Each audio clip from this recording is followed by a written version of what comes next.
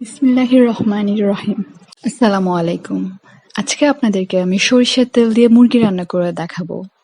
আজকের পুরো রান্নায় আমি ব্যবহার করেছি শুধুমাত্র 2 টেবিল চামচ সরিষার তেল, আর এতেই হয়ে গেছে খুবই মজাদার এবং সুস্বাদু, দেখতে সুন্দর আমাদের আজকের আইটেম মুরগির মাংস। প্রথমেই নিয়ে নিচ্ছি মুরগির মাংস। আমার এখানে আছে 12 টুকরো মুরগির মাংস, মাঝারি সাইজের কাটা। এখন নিয়ে নিচ্ছি পেঁয়াজ কুচি। আমার এখানে আধা কাপ পেঁয়াজ কুচি রয়েছে। এ পর্যায়ে দিয়ে দিচ্ছি মাংসের মশলা। আমি এই মশলাটা নিজে ঘরোয়াভাবে তৈরি করেছি। আমাদের সবারই বাসায় কম বেশি আমরা সবাই ঘরোয়াভাবে কিছু মশলা তৈরি করে রাখি। তবে আপনারা যদি জানতে চান এই মশলাটাতে আমি কি কি উপকরণ ব্যবহার করেছি এবং কিভাবে বানিয়েছি, তাহলে অবশ্যই আমাকে কমেন্ট বক্সে কমেন্ট করে জানাবেন। নিয়ে নিচ্ছি কাঁচামরিচের পেস্ট 1 টেবিল চামচ পরিমাণ, আদা বাটা নিচ্ছি আধা টেবিল চামচ পরিমাণ এবং রসুন বাটাও নিয়ে নিচ্ছি আধা টেবিল চামচ পরিমাণ। এবং সবশেষ উপকরণ হচ্ছে সয়া সস। এবার আমরা সরাসরি চলে যাচ্ছি রান্নায়। প্রথমেই আমি হাঁড়িতে দিয়ে দিচ্ছি 2 টেবিল চামচ পরিমাণ সরিষার তেল। এই অল্প সরিষার তেলে হয়ে যাবে পুরো রান্না এবং খেতেও ভীষণ সুস্বাদু ও মজাদার। আমি পরিমাপের জন্য ব্যবহার করছি মেজারমেন্টের যে চামচগুলো আছে সেগুলো, এগুলো যেকোনো সুপার শপে পেয়ে যাবেন এবং দামও হাতে নাগালে। আমি মনে হয়েছে 148 টাকা দিয়ে আগুরা থেকে। এবার কিছুক্ষণের জন্য তেলটা হাঁড়িতে রেখে দিচ্ছি হালকা একটু গরম হওয়ার জন্য।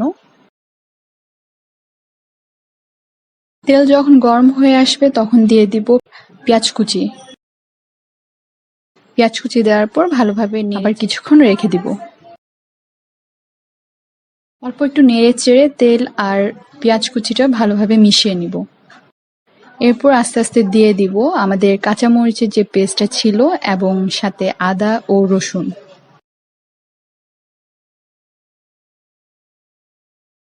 সবগুলো উপকরণ দেওয়ার সময় তা নাড়িয়ে চাড়িয়ে ভালোভাবে মিশিয়ে নিব।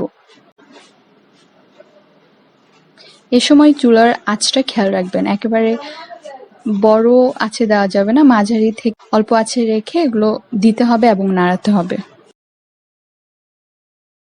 এখন এই উপকরণগুলো ভালো করে নাড়িয়ে চাড়িয়ে কিছুক্ষণের জন্য রেখে দিব।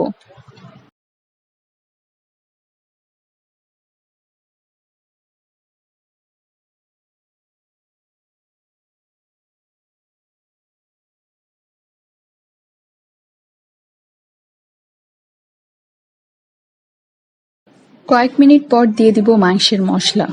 মাংসের মশলাটা ঢেলে ভালোভাবে নেড়ে চেড়ে দিব আবার।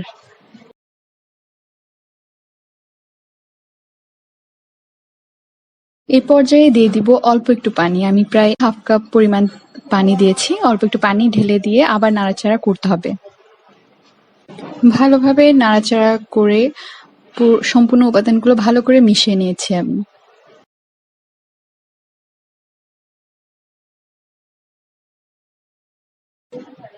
এ পর্যায়ে দিয়ে দিচ্ছি লবণ। আমি এখানে হাফ টেবিল চামচ পরিমাণ লবণ দিয়েছি। আপনারা লবণটা আপনাদের স্বাদ মতো দিয়ে দিবেন।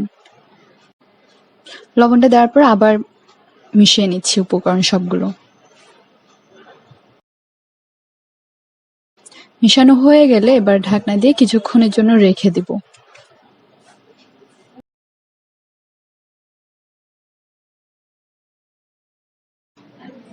কিছুক্ষণ ঢাকনা দিয়ে রেখে দেওয়ার পর কয়েক মিনিট পর আমি আবার দিয়ে দিচ্ছি আমাদের আজকের রান্নার মূল উপকরণ মাংস। মুরগির মাংসগুলো সব দিয়ে দিচ্ছি, দিয়ে ভালোভাবে সবগুলো মাখিয়ে নিতে হবে।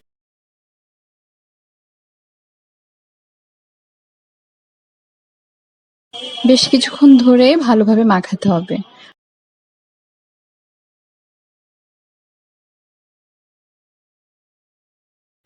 একটু সময় নিয়ে মশলাগুলো মাংসের সাথে ভালোভাবে মাখানোর জন্য নাড়াচাড়া করতে হবে। যখন পুরোপুরি ভালোভাবে মাংসের সাথে মশলাগুলো লেগে যাবে, এরপর আমরা দিয়ে দিব অল্প পরিমাণ সয়া সস।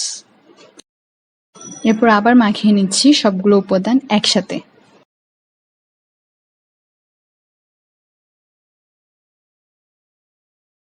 মাখানো হয়ে গেলে আবার দিয়ে দিচ্ছি পানি।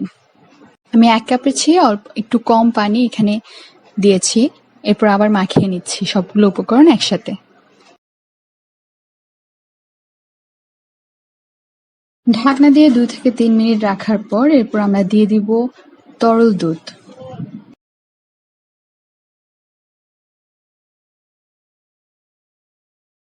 দিয়ে দিচ্ছি দুধ। এরপর মিশিয়ে নিচ্ছি সবগুলো উপকরণ ভালোভাবে আবার। মিশানো হয়ে গেলে এবার ঢাকনা দিয়ে রেখে দিব বেশ কিছুক্ষণ। এই পর্যায়ে চুলার আঁচটা একটু বাড়িয়ে নেবেন। এক পর্যায়ে দেখা যাবে বলক দিয়ে উঠেছে, তখন ঢাকনা তুলে দিয়ে দিবেন দারচিনি, লং আর এলাচি। এরপর মিশ্রণগুলো আবার একবার নেড়ে দিচ্ছি।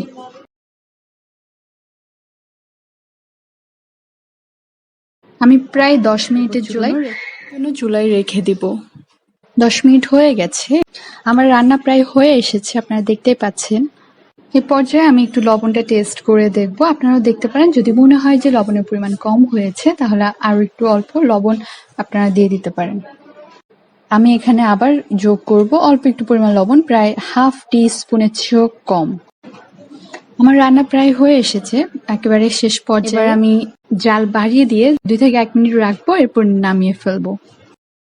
আমি চলে এসেছি আজকের রান্না আমাদের মুরগির মাংস নিয়ে। আমার রান্না এখানেই শেষ। আপনারা দেখতে পাচ্ছেন তো কেমন হয়েছে, তবে বাস্তবে এটা দেখতে আরো অনেক বেশি সুন্দর লাগছে এবং খেতেও খুবই মজাদার ও সুস্বাদু হয়েছে। অবশ্যই আপনারা বাসায় রান্না করবেন এবং অবশ্যই কমেন্ট সেকশনে জানিয়ে দিবেন কেমন হয়েছে। অনেক ধন্যবাদ সাথে থাকার জন্য। আসসালামু আলাইকুম।